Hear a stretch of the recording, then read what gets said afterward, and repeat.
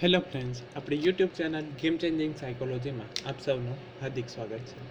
આજના વિડીયોમાં આપણે પ્રોબેશન ઓફિસર, ચીફ ઓફિસર તેમજ જે વિદ્યાર્થીઓનું મનોવિજ્ઞાન છે એવા વિદ્યાર્થીઓ માટે યુજીસી નેટ અને જીસેટ માટે આ વિડીયો ઇમ્પોર્ટન્ટ સાબિત થશે. તે ઉપરાંત ટેટ, ટાટ અને પીએસઆઈની પરીક્ષામાં જે મનોવિજ્ઞાનના પ્રશ્ન પૂછાય છે તો એની ચર્ચા કરીશું. આજનો વિડીયો જે છે એ જીસીઆરટી પાઠ્યપુસ્તક આધારિત છે, જે probation officer, chief officer, field officer જેવી પરીક્ષાઓમાં મનોવિજ્ઞાનના જે સીધા પ્રશ્ન પૂછાય છે એની ચર્ચા કરીશું. આ વિડીયો નંબર 5 છે, એટલે અગાઉના 4 વિડીયો ન જોયા હોય તો પ્લેલિસ્ટમાં જઈને તમે એ પણ જોઈ શકો છો. તો સૌપ્રથમ પ્રશ્ન છે, બોધનમાં નીચેનામાંથી કઈ બાબત જોવા મળે છે? હવે સૌપ્રથમ એ જાણવું જરૂરી છે કે બોધન કોને કહેવાય. તો સામાન્ય શબ્દમાં આપણે કહેવું હોય તો બોધન એટલે કે કંઈક જાણવું અથવા તો કંઈક જાણવાનો આપણે પ્રયાસ કરીએ તો એને આપણે બોધન કહેવામાં આવે છે. એટલે કે જાણવાની ક્રિયા એટલે બોધન. કંઈક જાણવાની ક્રિયા તો એને બોધન કહેવામાં આવે છે. તો આપ યાદ રાખવાનું છે કે બોધન એટલે શું? તો બોધન એટલે જાણવાની ક્રિયાને બોધન કહેવામાં આવે છે. હવે પ્રશ્ન છે, બોધનમાં નીચેનામાંથી કઈ બાબત જોવા મળે છે? ઓપ્શન એ, જાણકારીનું અર્થઘટન કરવું. ઓપ્શન બી, જાણકારીનું વિશ્લેષણ કરવું.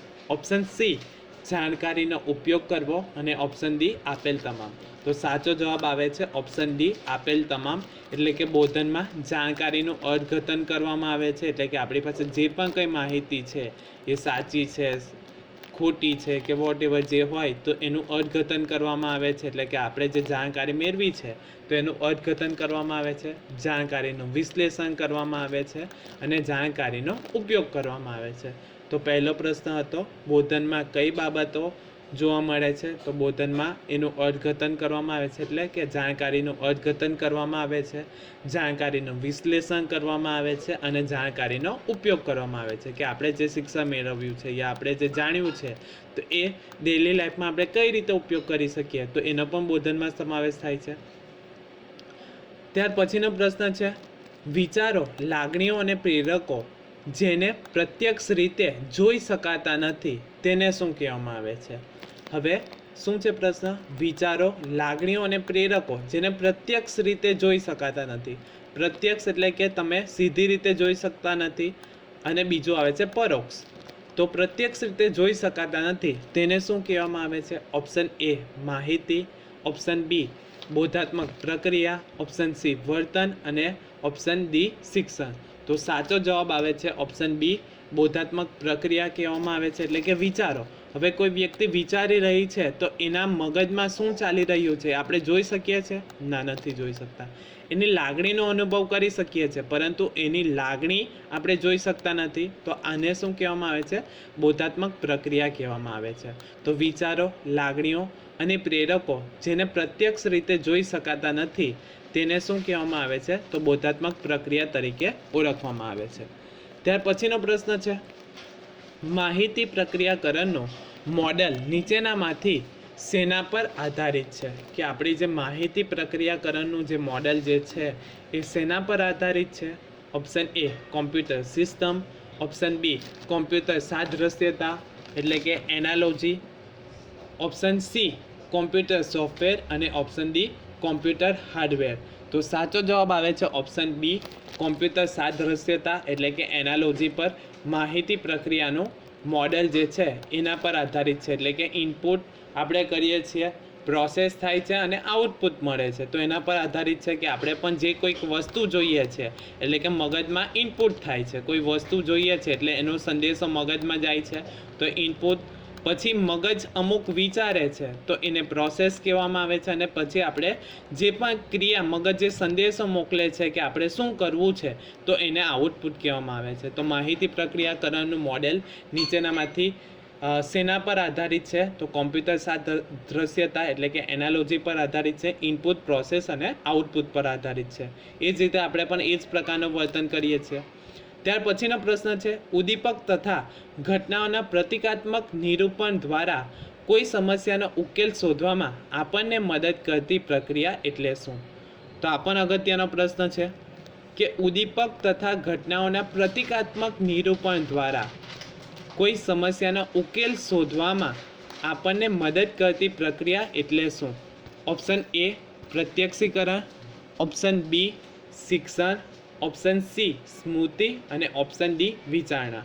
તો સાચો જવાબ આવે છે ઓપ્શન ડી વિચારણા કહેવામાં આવે છે. એટલે કે કોઈ ઉદ્દીપકને આપણે જોઈએ છીએ, એની માહિતી મેળવીએ છીએ અને કોઈ સમસ્યાનો ઉકેલ શોધવા માટે આપણને મદદ કરે છે. કે ફોર એક્ઝામ્પલ કંઈક સમસ્યા આવી પડી છે તો એ સમસ્યા અંગે આપણે સમસ્યાનો ઉકેલ શોધવા માટે શું કરીએ છીએ? તો એને શું કહેવામાં આવે છે? વિચારણા કરીએ છીએ. તો આ પણ અગત્યનો પ્રશ્ન છે. પ્રત્યક્ષીકરણ એટલે શું? કોઈ વસ્તુને આપણે જોવી, યથોચિત સ્વરૂપમાં જોવામાં આવે તો એ પ્રત્યક્ષીકરણ કહેવામાં આવે છે. ત્યાર પછીનો પ્રશ્ન છે અમુક નિયમો અનુસાર લક્ષણોનું આપસમાં મિલન એટલે શું? આ પણ અગત્યનો પ્રશ્ન છે. અમુક નિયમો અનુસાર લક્ષણોનું આપસમાં જે મિલન થાય છે એને શું કહેવામાં આવે છે? ઓપ્શન એ તર્ક ક્રિયા, ઓપ્શન બી સકલ્પના, ઓપ્શન સી સમસ્યા અને ઓપ્શન ડી વ્યૂહરચના. તો સાચો જવાબ આવે છે ઓપ્શન બી સકલ્પના કહેવામાં આવે છે. એટલે કે અમુક નિયમો અનુસાર લક્ષણોનું આપસમાં જે મિલન થાય છે એને સકલ્પના તરીકે ઓળખવામાં આવે છે. તો આ યાદ રાખવાનું છે. સીધો પ્રશ્ન પૂછાઈ શકે વ્યાખ્યા રૂપે કે અમુક નિયમો અનુસાર લક્ષણોનું આપસમાં જે મિલન થાય છે તો એને શું કહેવામાં આવે છે? સકલ્પના તરીકે ઓળખવામાં આવે છે. ત્યાર પછીનો પ્રશ્ન છે સકલ્પના માટે કઈ બાબતો મહત્વની છે? હવે સકલ્પના માટે કઈ બાબતો મહત્વની છે? ઓપ્શન એ તર્ક અને વિતર્ક, ઓપ્શન બી સમસ્યા અને લક્ષ્ય, ઓપ્શન સી પૃથક્કરણ અને વિષમતા અને ઓપ્શન ડી લચિકતા અને મૌલિકતા. તો સાચો જવાબ આવે છે ઓપ્શન સી પૃથક્કરણ અને વિષમતા જે છે એ સકલ્પના માટે અગત્યની બાબત છે. તો આ પણ અગત્યનું છે. સકલ્પના માટે કઈ બાબત મહત્વની છે? તો એનું પૃથક્કરણ કરવામાં આવે છે અને વિષમતા જે છે તો એ બે બાબત સકલ્પના માટે અગત્યની છે. ત્યાર પછીનો પ્રશ્ન છે વિશિષ્ટ તથ્યો કે હકીકતો અને નિરીક્ષણ પર આધારિત તર્ક ક્રિયા એટલે શું? કે જે પણ બાબતો વિશિષ્ટ તથ્ય કે હકીકતો અને નિરીક્ષણ પર આધારિત તર્ક ક્રિયા એટલે શું? ઓપ્શન એ નિર્ગમનલક્ષી તર્ક, ઓપ્શન બી તાર્કિક તર્ક ક્રિયા, ઓપ્શન સી બિનતાર્કિક તર્ક ક્રિયા અને ઓપ્શન ડી વ્યાપ્તિ તર્ક ક્રિયા. તો સાચો જવાબ આવે છે વ્યાપ્તિ તર્ક ક્રિયા તરીકે વિશિષ્ટ તથ્ય કે હકીકતો અને નિરીક્ષણ પર આધારિત તર્ક ક્રિયા એટલે વ્યાપ્તિ તર્ક ક્રિયા કહેવામાં આવે છે. ત્યાર પછીનો પ્રશ્ન છે ગાણિતિક અને વૈજ્ઞાનિક નિયમો અને સૂત્રો અનુસાર સમસ્યા ઉકેલનો પ્રયત્ન કરવો એટલે શું? આ મોસ્ટ આઈએમપી પ્રશ્ન છે. ગાણિતિક અને વૈજ્ઞાનિક નિયમો તથા સૂત્ર અનુસાર સમસ્યા ઉકેલનો પ્રયત્ન કરવો એટલે શું? જે વિદ્યાર્થીઓનું મનોવિજ્ઞાન છે એવા વિદ્યાર્થીઓ માટે જીસેટ અને યુજીસી નેટમાં પણ ઘણી બધી વખત આ પ્રશ્ન પૂછાયા છે. ગાણિતિક અને વૈજ્ઞાનિક નિયમો તથા સૂત્ર અનુસાર સમસ્યા ઉકેલનો પ્રયત્ન કરવો એટલે શું? ઓપ્શન એ સમસ્યા અવકાશ, option B heuristic, option C સાધન સાધ્ય વિશ્લેષણ અને ઓપ્શન ડી અલ્ગોરિધમ. તો સાચો જવાબ આવે છે ઓપ્શન ડી અલ્ગોરિધમ તરીકે ઓળખવામાં આવે છે. હવે અલ્ગોરિધમ એટલે શું?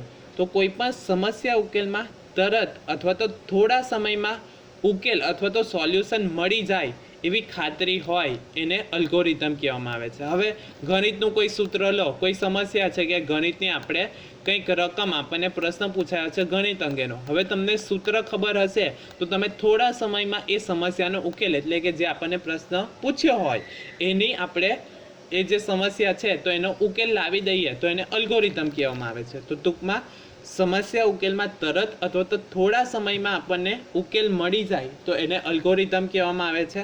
અને અલ્ગોરિધમ જે છે એમાં સોલ્યુશન અથવા તો સમસ્યાની ખાતરી આપણને મળે છે તો એને અલ્ગોરિધમ કહેવામાં આવે છે. હવે છે હ્યુરિસ્ટિક. તો હ્યુરિસ્ટિક પણ જાણવું જરૂરી છે.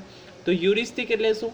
વ્યક્તિ પોતાના પૂર્વ અનુભવ કે સમસ્યાના પેટા વિભાગોમાં વહેંચીને ઉકેલ કાઢવા માટે પ્રયત્ન કરે તો એને હ્યુરિસ્ટિક કહેવામાં આવે છે.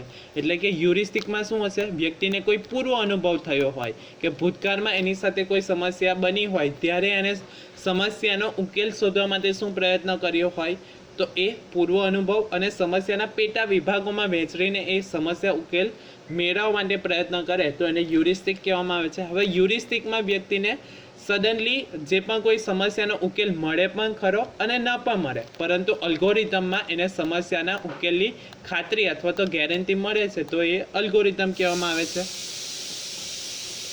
ત્યાર પછીનો પ્રશ્ન છે, સર્જનાત્મક સંશોધનના અગ્રણી કોને ગણવામાં આવે છે? એટલે કે સર્જનાત્મકતા સંશોધનના અગ્રણી કોને ગણવામાં આવે છે? Option A Osborne, option B Guilford, option C Santrock અને ઓપ્શન ડી બેરોન. તો સાચો જવાબ આવે છે ઓપ્શન બી. ગિલફર્ડને ઓળખવામાં આવે છે, એટલે કે સર્જનાત્મક સંશોધનના અગ્રણી કોને કહેવામાં આવે છે? તો ગિલફર્ડને ગણવામાં આવે છે. આ પણ અગત્યનો પ્રશ્ન છે. ત્યાર પછીનો પ્રશ્ન છે, સર્જનાત્મક વિચારણાની પ્રક્રિયામાંથી નીચેના કયા સોપાનો યોગ્ય ક્રમમાં છે? એટલે કે સ્ટેપ પૂછવામાં આવ્યા છે જે સર્જનાત્મક વિચારણા માટે અગત્યના છે.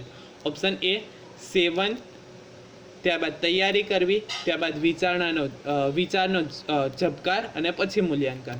ઓપ્શન બી તૈયારી, વિચારનો ઝબકાર, સેવન અને મૂલ્યાંકન. ઓપ્શન સી તૈયારી, સેવન, વિચારનો ઝબકાર અને મૂલ્યાંકન. અને ઓપ્શન ડી વિચારનો ઝબકાર, તૈયારી, સેવન અને મૂલ્યાંકન. તો સાચો જવાબ આવે છે ઓપ્શન સી તૈયારી, સેવન, વિચારનો ઝબકાર અને મૂલ્યાંકન. તો તૈયારી એટલે શું? તો વ્યક્તિ સમક્ષ રહેલા કાર્ય કે સમસ્યાને સમજવાની અને તેનું વિશ્લેષણ કરવાની જે પણ શરૂઆત કરે છે તો એને તૈયારી કહેવામાં આવે છે. હવે કોઈ પણ સમસ્યા આવી પડી છે તો આપણે સૌપ્રથમ તૈયારી કરીશું, એટલે કે વ્યક્તિ સમક્ષ રહેલા કોઈ પણ કાર્ય કે સમસ્યાને સમજવાની આપણે જે શરૂઆત કરીએ અથવા તો એને વિશ્લેષણ કરીએ છીએ તો એને તૈયારી કહેવામાં આવે છે. ત્યારબાદ છે સેવન.